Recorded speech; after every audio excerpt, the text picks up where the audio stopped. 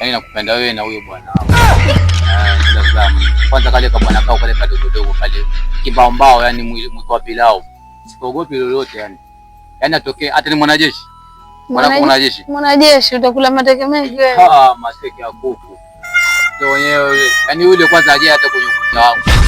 Yaani yule nikimtolea show zangu anajua vizuri. Bicharazo kama kawa yani ile wewe pande 0 pande 0 yani. Uuni mwingi kinoma. Sikogopi wala nini kaka.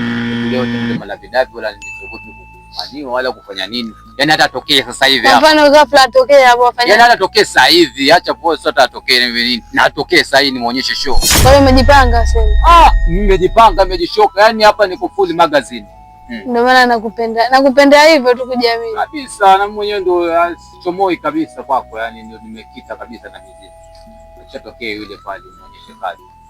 Bwana kidogo. Kwanza wewe ulikuwa unaangalia wapi kwa kuona kadogo loli vile kale kama mtu hata tokea sasa na kakunja kana keka mfukoni kwanza. Mke wangu ama nimweke kwenye mke wangu nini? Mke wangu nani?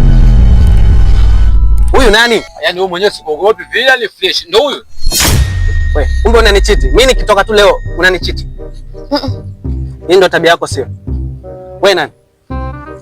Unajua kwa huyu mke uwezi kwa mdogo. Yaani wewe wewe samee wewe na kuja hapa.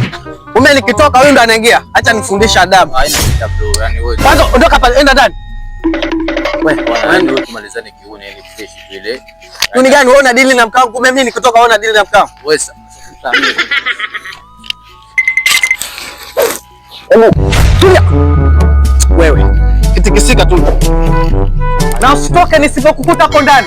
Unajua mimi nani? Twende tuone.